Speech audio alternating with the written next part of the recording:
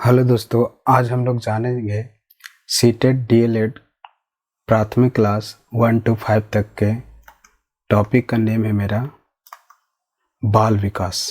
ठीक है, बाल विकास में हम लोग पढ़ेंगे चीज़ों को, बाल विकास की अवधारणा एवं इसका अधिगम से संबंध को समझेंगे। ठीक है, तो इसमें हम समझेंगे कि वृद्धि एवं विकास का क्या अर्थ है। ठीक है, क्या होता है वृद्धि, क्या होता है विकास, इस चीज़ को हम लोग समझेंगे। जैसे कहता है, मानव विकास का अध्ययन मनोविज्ञान की जिस शाखा के अंतर्गत किया जाता है उस शाखा को बाल मनोविज्ञान या बाल विकास कहा जाता है। ठीक है, फिर आता है वृद्धि यानी कि ग्रोथ। ग्रोथ है क्या? ग्रोथ कहता है एक स्वाभाविक प्रक्रिया है। ग्रोथ मेरा क्या है? एक प्रकार का स्वाभाविक प्रक्रिया है। ठीक है, और क्या है? वृद्धि जो है मेरा यानी कि ग्रोथ है मात्रात्मक होती है। ठीक है, उसके बाद है गर्भ अवस्था से प्रौढ़ अवस्था तक चलती है। यानी कि ग्रोथ जन्म से यानी कि एक सेल जब से बनती है ना, यूनिसेलुलर से मल्टीपल सेल से, फिर जब बच्चा बाहर आता है, फिर वो जब बूढ़ा जवान होता है, फिर बूढ़ा होकर मरता है, तब ये तक वृद्धि चलते रहती है, मरने के पहले तक के। ठीक है, फिर वृद्धि का प्रयोग कोशिकीय वृद्धि के संदर्भ में किया जाता है। ठीक है, कहता है जैसे उदाहरण लंबाई, भार, चौड़ाई, आकार इत्यादि। ठीक है, अब आता है डेवलपमेंट यानी कि हमारे शरीर में विकास कैसे होता है। तो विकास कहता है एक सतत रूप से परिवर्तन, जीवन पर्यंत चलने वाली प्रक्रिया होती है। ठीक है, शरीर के गुणात्मक परिवर्तनों को विकास कहा जाता है ना। गुणात्मक कहने का मतलब ये होता है इसमें बालक का शारीरिक, मानसिक, है ना, सामाजिक और नैतिक विकास शामिल होता है। मानसिक जैसे कि बौद्धिक शक्ति, ठीक है, सामाजिक यानी कि सोशल, जो हमारे समाज में जो चलता है उस चीज़ों को सीखते हैं। नैतिकता है ना, मोरलिटी को समझते हैं।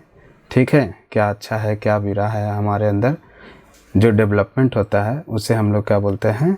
विकास। ठीक है, अब आता है कि वृद्धि और विकास में क्या अंतर है, यानी कि difference between growth and development. तो ग्रोथ तरफ कहता है शरीर एवं व्यवहारिक परिवर्तन है। ठीक है, डेवलपमेंट कहता है शारीरिक, मानसिक, सामाजिक, व्यवहारिक, नैतिक, संवेदनात्मक आदि सभी प्रकार के परिवर्तन डेवलपमेंट कहलाता है।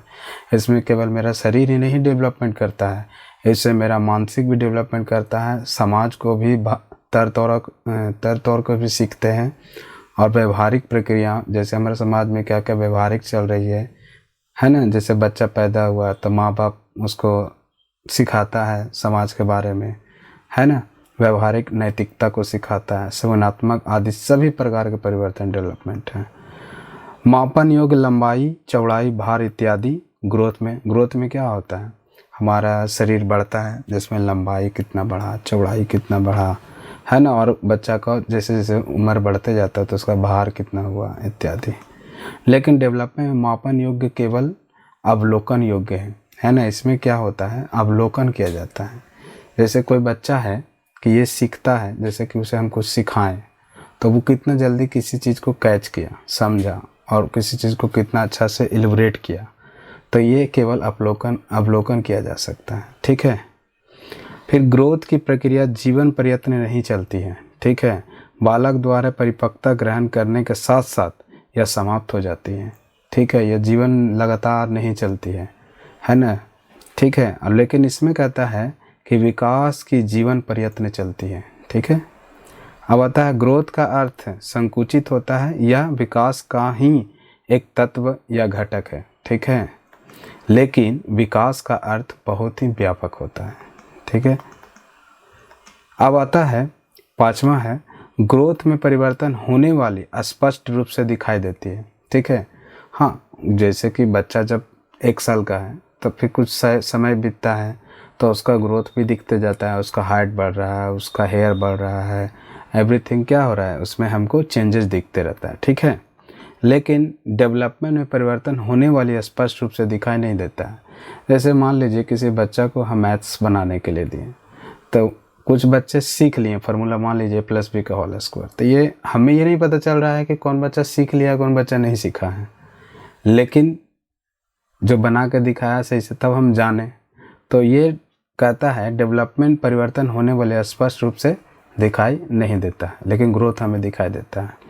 अब आता है छठा कह रहा है ग्रोथ में व्यक्तिगत भेद होते हैं, प्रत्येक बालक की ग्रोथ समान नहीं होते हैं। हाँ, कोई बच्चे नाटा होते हैं, कोई बच्चे लंबा हो जाते हैं, है ना, कोई बूढ़ा है, जवान है ना, ये मेरा एक मतलब परिवर्तन दिखते हैं। लेकिन डेवलपमेंट कहता है विकास में समानता पाई जाती है, सॉरी यहाँ पे छूट गए हैं, किंतु इसकी दर, सीमा इत्यादि में अंतर पाई जाती है। ठीक है। नेक्स्ट है ग्रोथ एंड डेवलपमेंट को प्रभावित करने वाला क्या क्या कारक है। तो सभी घटकों को हम पढ़ेंगे। तो पहला घटक है मेरा वंशानुक्रम। वंशानुक्रम कहने का मतलब जो पीढ़ी दर पीढ़ी चलती है। जैसे कभी कभी देखते होंगे किसी का माँ बाप है, उसका इफेक्ट बच्चे में भी आ जाते हैं, है ना। तो ग्रोथ एंड डेवलपमेंट में इसका भी एक वंशानुक्रम भी एक मेजर भूमिका निभाता है। फिर दूसरा आता है पौष्टिक भोजन। भोजन भी देखिए, स्टूडेंट लाइफ में कहा जाता है कि मैक्सिमम 2500 कैलोरी खाना चाहिए, है ना। तो अगर उसको भोजन सही से नहीं मिलेगा तो उसको सोचने समझने की क्षमता घट जाएगी, उसका शरीर ही नहीं डेवलपमेंट कर पाएगा। तो इस तरह से वो ग्रोथ और डेवलपमेंट से थोड़ा सा अचूक हो जाएगी। अगला आता है पारिवारिक परिस्थितियाँ भी ज़रूरी है। किसी का फैमिली बड़ा होता है, किसी का छोटा होता है, किसी का आर्थिक स्थिति ठीक नहीं होता है, किसी का ठीक होता है तो किसी का नहीं ठीक होता है। तो परिस्थितियाँ भी उस पर जिम्मेवारियाँ होती है। अगर परिस्थिति सही नहीं रहेगी तो बच्चा को सोचने समझने डेवलप करने में उसमें क्या होगी, मतलब कि थोड़ा सा दिक्कतें आएगी।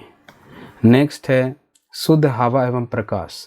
हाँ, शरीर के लिए तो क्या चाहिए, हवा शुद्ध मिलती है तो हमारा शरीर भी ग्रोथ अच्छा होता है, प्रकाश भी अच्छा मिलेगी। यानी कि सुबह में इसलिए तो कहा जाता है कि सुबह उठ के टहलना या घूमना चाहिए, क्यों, ताकि मेरा मन और तन हमेशा क्या रहे, फिट रहे, और कोई भी हम जब सोचे समझे तो वो जल्दी कारगर होता है। ठीक है।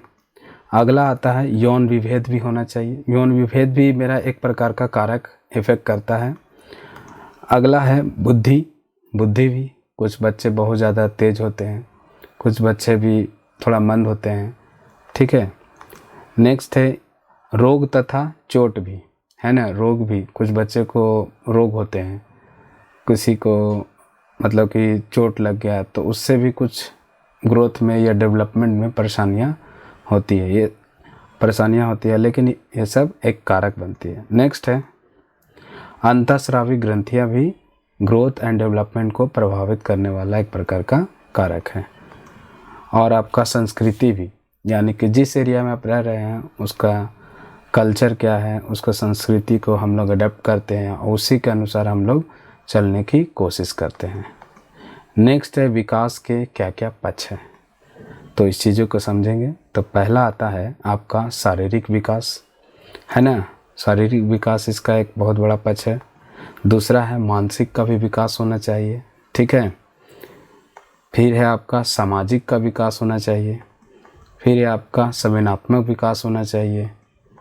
फिर है नैतिक विकास, यानी कि विकास के डेवलपमेंट के लिए शरीर का भी बढ़ना ज़रूरी है, दिमाग का भी बढ़ना ज़रूरी है, समाज में होने वाली एक्टिविटी या उसके नियम और कानून को समझना ज़रूरी है, संज्ञानात्मक विकास भी ज़रूरी है, और उसका नैतिक मोरालिटी भी सीखना ज़रूरी होता है। ये सब विकास के मेरे क्या